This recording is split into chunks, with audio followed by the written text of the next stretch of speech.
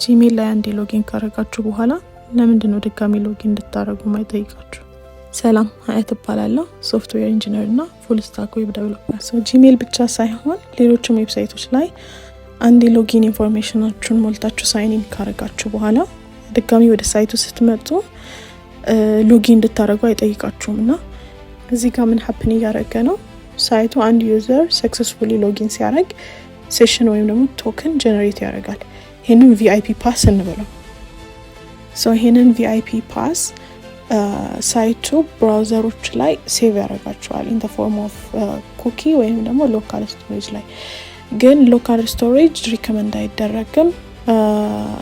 ኩኪም ሆኖ ደግሞ ኤችቲቲፒ ኦንሊ ኩኪ ላይ ስቶር ቢደረግ ነው የሚመከረው። ሞር ሴኪዩር እንዲሆንና ጃቫስክሪፕት አክሰስ እንዳያደርገው ማለት ነው። whenever እዛ ሳይት ላይ ናቪጌት ስታደርጉ ወይንም ደግሞ የሆነ አክሽን ፐርፎርም ስታደርጉ with every request ይሄ ቶክን አብሮ ይላካል ማለት ነው ወደ ሰርቨሩ። ሰርቨሩ አክሽኑን ቼክ ያደርጋል ማለት ነው። ይሄ ሪኩዌስት ኦተንቲኬሽን የማያስፈልገው ከሆነ ቶክኑን ቼክ አያደርግም። ቀጣይ ያሉ ኮዶች ኤክስኪዩት ያደርጋሉ። ግን ኦተንቲኬሽን የሚያስፈልገው ሪኩዌስት ከሆነ መጀመሪያ ቶክኑ ይታያል። ቶክኑ ኤግዚስት ማድረጉ ብቻ ሳይሆን ደግሞ ኤክስፓየር አለማድረጉንም ቼክ ይደረግና ነው ከዛ በኋላ ያሉ ኮዶች ኤክስኪዩት የሚያደርጉ። ቢሃይንድ ዘ ሲን ሀፕን የሚያደርገው ነገር አንደርስታንድ አድርጋችኋል ብዬ አስባለሁ።